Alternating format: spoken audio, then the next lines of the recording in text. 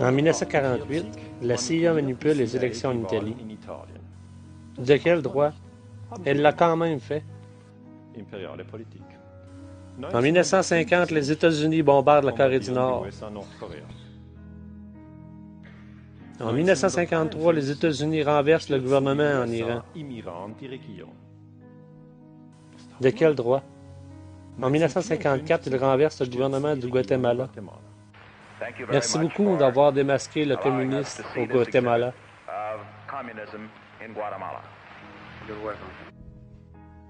En 1961, ils tentent de renverser le gouvernement de Cuba. L'évasion de la baie des Cochons échoue. En l'espace de 72 heures, les envahisseurs sont tués ou capturés. En 1964, les États-Unis commencent à bombarder le Vietnam et disent « Les Vietnamiens ont commencé ». Mais le soi-disant incident du golfe de Tonkin, on peut aujourd'hui prouver qu'il n'a jamais eu lieu. Les Américains ont menti. Cela conduisit à 11 années de guerre et 3 millions de morts. Il ne s'agit pas d'un détail. La guerre du Vietnam dure de 1964 à 1975. Le 11 septembre 1973, il renverse le gouvernement d'Allende, au Chili, et installe au pouvoir Pinochet, un dictateur. Pinochet embarque les opposants en avion.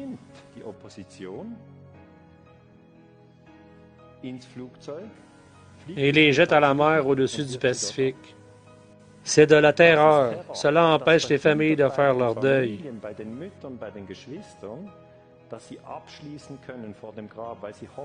Car elles espèrent toujours le retour de leurs enfants. Cela brise la population. On continue. En 1979, la CIA soutient les Moudjahidines en Afghanistan. Cette terre là-bas est la vôtre. Vous y retournerez un jour, car vous remporterez la victoire.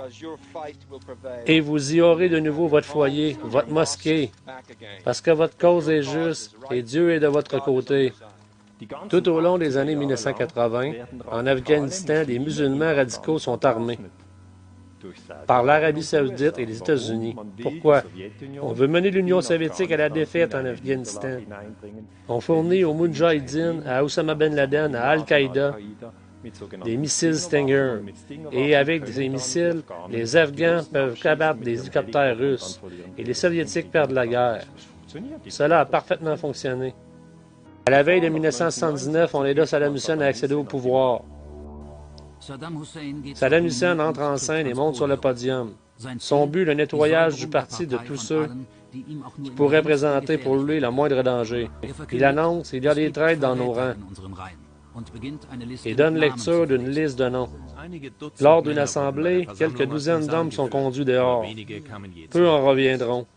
En 1980, Saddam Hussein est soutenu quand il attaque Khomeini. Puis, on a la guerre entre l'Iran et l'Irak. Les Irakiens attaquent l'Iran. Mais on soutient tranquillement Saddam Hussein. À l'époque, il était l'ami de l'Occident. Pourquoi? Parce qu'on voulait affaiblir l'Iran. Et l'affaire Iran-Contra fut découverte en 1980. L'Empire armait parallèlement l'Iran.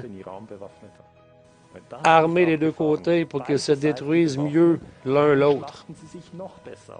Le stratège américain George Friedman a dit « Il faut dresser les Allemands et les Russes les uns contre les autres. S'ils s'entretuent et que le sang allemand et le sang russe coulent, cela profite à l'Empire américain. » Ces choses-là ont été dites. Il est très important que l'Allemagne soigne son amitié avec la Russie. Oui, c'est très important.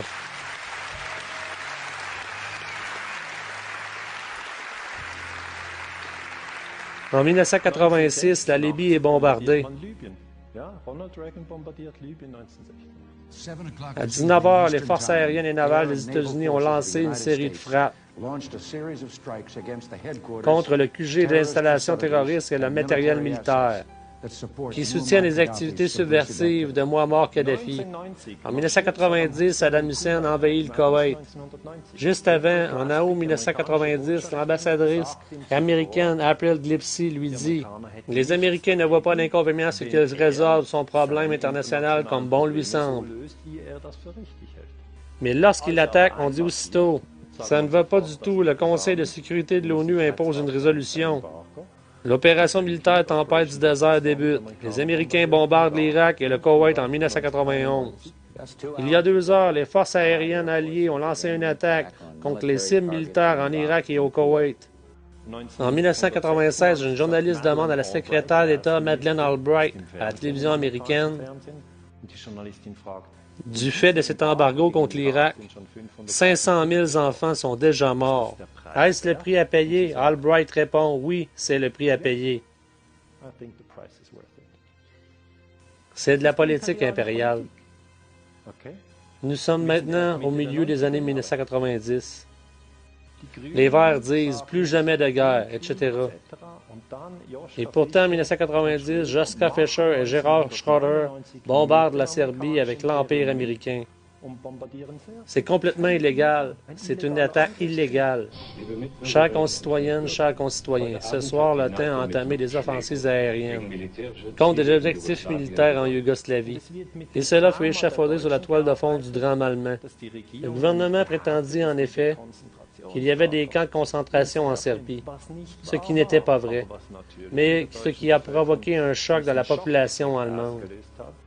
Et de nouveau, on est soudain en guerre sans mandat de l'ONU, avec l'aval des Verts et des Rouges. Jugement, un rapport indépendant révèle qu'une équipe britannique photographiait un camp de réfugiés bosniaques, de manière à ce qu'elle ressemble à un camp de concentration nazi.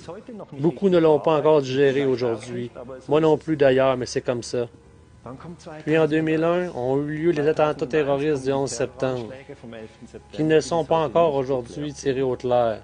Et lors de ces attaques terroristes, l'Empire des États-Unis dit « Le nouveau contexte de la guerre contre la terreur nous autorise à mener toutes les guerres que nous voulons. Nous sommes aujourd'hui dans cette situation. Nous sommes toujours dans cette soi-disant guerre contre le terrorisme. Je ne peux que dire aux gens d'aujourd'hui qui sont jeunes, refusez la guerre contre le terrorisme. Elle est bâtie sur le mensonge et la violence. »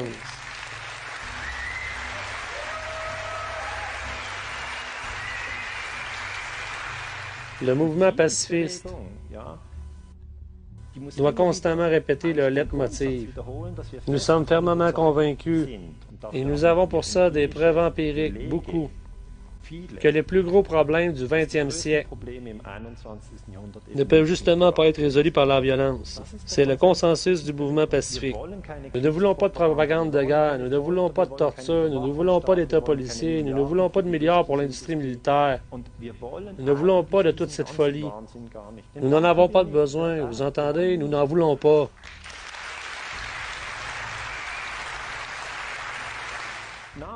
Après les attentats du 11 septembre, ça fait 16 ans. Certes, j'ai déjà abordé l'impérialisme américain.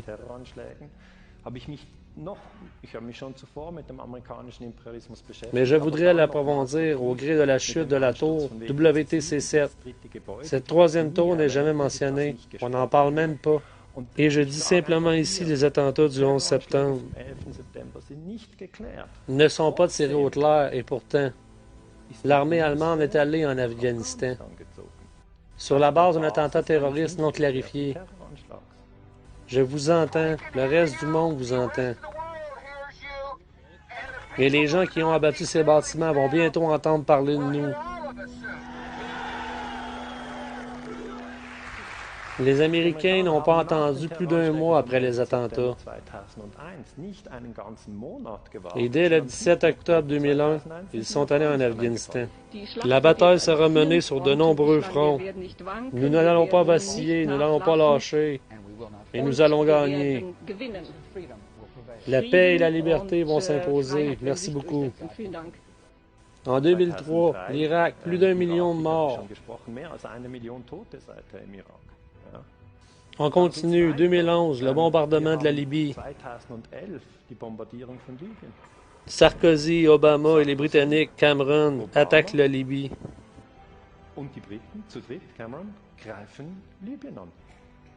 Ils n'en ont pas le droit. Les pays de l'OTAN sont de nouveau agressifs. L'OTAN se présente pourtant comme une alliance pour la paix ou une alliance défensive, mais c'est une alliance agressive et un danger pour la paix mondiale. C'est un fait. En 2011 commence la guerre en Syrie, qui est décrite à tort comme une guerre civile. Assad oppresse son peuple, mais ce n'est pas le cas. La CIA a investi $1 million dans l'opération Timber Sycamore pour armer tous les opposants à Assad et le renverser. Avec les Saoudiens, les Qatars, les Turcs, les Anglais, les Français, ce changement de régime n'a pas fonctionné. Contrairement à Hollande en 1973 ou Mossadegh en 1953 qui furent renversés. Assad ne pouvait pas être renversé après 2011 parce que les Iraniens et les Russes se sont rangés derrière lui et ne voulaient pas qu'il soit renversé. C'est 2011, c'est notre histoire. 2014, la guerre d'Ukraine débute. Là, les Américains disent « C'est de la faute à Poutine ». Poutine se lève un beau matin et déclare « J'annexe la Crimée ». C'est pourtant ce qu'on lisait dans les journaux. Mais ce n'est pas ça du tout. C'est une opération secrète dont le but était d'établir un régime favorable à une entrée de l'Ukraine dans l'OTAN. C'était un push. Les Américains ont investi en tout 5 millions de dollars pour le changement de gouvernement. Non, Victoria Nuland.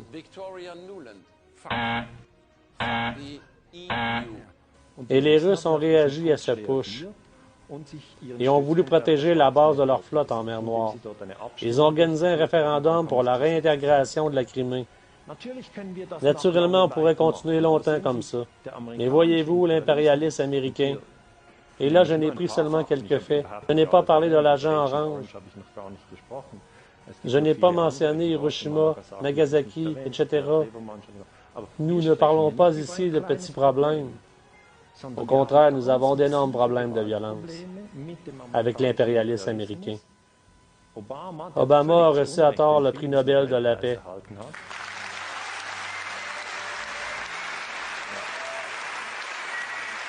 En 2016, Obama a bombardé 7 pays au total. 7. Il faut se représenter cela. L'Afghanistan, le Pakistan, le Yémen, l'Irak, la Somalie, la Syrie et la Libye. Oui, que des pays musulmans, ce n'est rien que des terroristes. C'est comme ça que fonctionne le conditionnement. Et là, le mouvement pour la paix doit dire non. Nous sommes une famille humaine. Personne n'est exclu. Par la naissance, nous appartenons tous à cette humanité. Et la vie est sacrée.